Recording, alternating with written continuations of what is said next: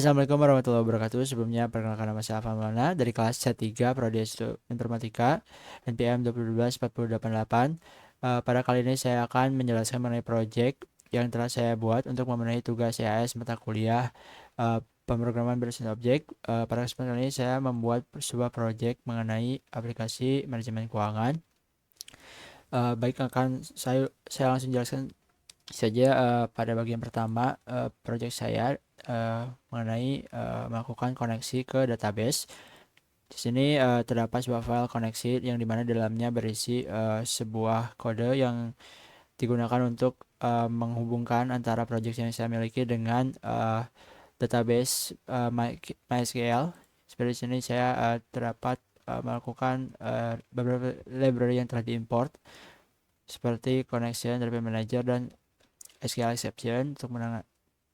Selanjutnya di sini terdapat sebuah kelas koneksi yang di dalamnya terdapat konfigurasi yang saya gunakan ke dalam database yang setelah saya buat yang bernama keuangan pribadi yang terdapat pada localhost database yang saya miliki. Di sini terdapat koneksi menggunakan driver JDBC. Kemudian apabila di sini terdapat kegagalan koneksi, maka dia akan mengeluarkan message itu untuk kurang lebih untuk bagian koneksi. Dan kita akan coba tes terlebih dahulu di sini apakah sudah terkonek ke dalam database yang sudah kita buat. Karena sudah saya nyalakan ya, ini otomatis terhubung dengan database yang telah saya buat. Selanjutnya kita akan lihat ke dalam kode utama aplikasi kita mengenai form keuangan yang saya buat ya. Di sini bagian pertama kita melakukan import banyak sekali library yang digunakan nantinya untuk melakukan seperti database connection dan juga event lainnya. Ada banyak sekali di sini. Kemudian selanjutnya bagian kelas form keuangan utama. Di sini kelas form keuangan ini merupakan kelas utama aplikasi yang mewarisi JFrame sehingga dapat digunakan sebagai jendela aplikasi. Kemudian selanjutnya di sini terdapat deklarasi komponen form, terdapat teks berupa jumlah, keterangan, kemudian cari, kemudian dan lain yang sebagainya ya, seperti tanggal dan lain-lainnya. Kemudian juga terdapat tabel. Selanjutnya adalah bagian constructor form, di mana di sini merupakan bagian utama dari aplikasi kita ya. Jadi di sini terdapat kita dapat menentukan judul dari aplikasi kita, kemudian ukuran dari form yang ingin kita miliki, dan di sini dia akan melakukan load data juga di sini. Kemudian selanjutnya adalah terdapat bagian tampilan yang utama ya. Mulai dari yang bagian pertama di sini terdapat judul, kemudian di sini terdapat juga label berupa tanggal, kemudian selanjutnya di sini juga ada tanggal, jenis jenis apa pemasukan seperti jenis pemasukan seperti apa, apakah pemasukan atau pengeluaran dan lain sebagainya. Di sini juga terdapat bagian button yang digunakan untuk melakukan CRUD ya, seperti menyimpan, mengedit atau menghapus dan mereset. Dan juga ada bagian label untuk pencarian ya. Dan yang terakhir terdapat tombol untuk mencetak laporan. Selanjutnya adalah bagian tabel data keuangan di sini, di mana tabel ditampilkan ya. Data tabel akan ditampilkan pada tabel keuangan ini. Dalamnya terdapat ID, tanggal, jenis, kategori, jumlah, dan keterangan. Terdapat juga ukurannya. Selanjutnya ada tabel mengenai ringkasan keuangan atau rekap laporan keuangan mengenai total masuknya berapa, total keluar, dan hingga saldo akhirnya berapa. Dan selanjutnya ini komponen bagian utama adalah bagian event handler. Di sini dimana aksi yang akan dilakukan pada setiap button ya, seperti ini ada button simpan untuk melakukan simpan dan lain sebagainya. Selanjutnya di sini juga terdapat bagian method yang dimana digunakan untuk meload data dari database ke dalam table. Di sini dia akan ngambil dari database select from tabel keuangan di mana kondisinya sesuai dengan data yang telah diinputkan. Selanjutnya ada metode untuk simpan ya, di sini untuk melakukan menyimpan data yang kita inputkan ya ke dalam database menggunakan perintah insert into.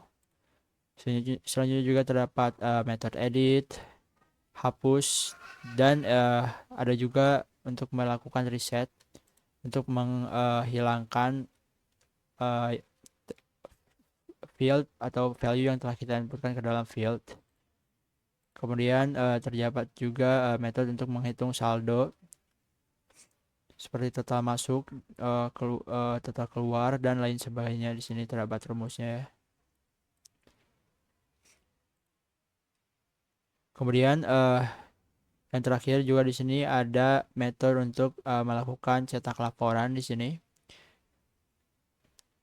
di mana di dalamnya berisi jumlah saldo, data dan data tabel dan lain sebagainya. Nah, itu dia tadi mengenai kode program yang terdapat pada project yang saya miliki. Selanjutnya akan saya coba untuk melakukan running terhadap project kode program dari Classman yang saya buat ini. Hingga tampilannya akan seperti ini. Lalu kemudian saya akan coba mulai dari input. Seperti yang kita lihat di sini sudah terdapat data yang sudah saya masukkan sebelumnya. Tapi akan kita coba lagi untuk menginputkan data baru. Pengeluaran. Kita coba hiburan dan jumlahnya 900.000 hiburan. Nah, akan kita coba simpan di sini. Kita lihat sebelumnya di sini saldo akhirnya sekitar 4.190.000. Termasuknya merupakan saldo akhir yang saya miliki untuk saat ini. Akan tetapi di sini saya akan melakukan pengeluaran sebesar 900.000 dan ketika kita simpan dan data bersimpan maka dia otomatis berkurang sebanyak 900.000. Begitu juga apabila kita hapus maka di sini akan otomatis menyesuaikan dengan data yang telah kita masukkan ya. Akan diakumulasi ulang. Kita coba hapus. Maka dia akan kembali lagi. Untuk hapus kemudian untuk melakukan edit misalnya kita akan tambahkan nolnya 1, melakukan edit. Nah, itu kurang lebih untuk bagian CRUD-nya ya. Kita coba juga untuk tombol pencariannya. Bisa gaji ini sudah auto berjalan ya. Dan yang terakhir kita coba cetak laporan dari data yang sudah kita miliki. Masuk ke dalam jendela baru dan kita tunggu saja untuk beberapa saat menunggu karena laptop saya tidak terhubung ke mesin printing maka dia akan hanya seperti ini. Dia tidak akan mencetak, hanya membuat laporan berbentuk PDF saja. Kemudian kita keuangan terbaru coba.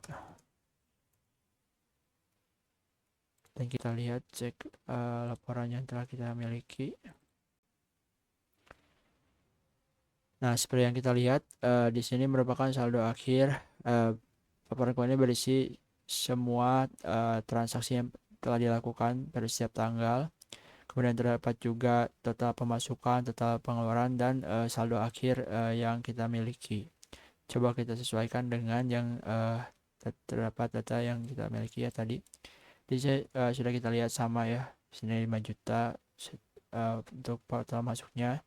Pengeluarannya sebesar kurang lebih 1,7 juta, 1,700.000 hingga saldo akhirnya berjumlah 3.290.000.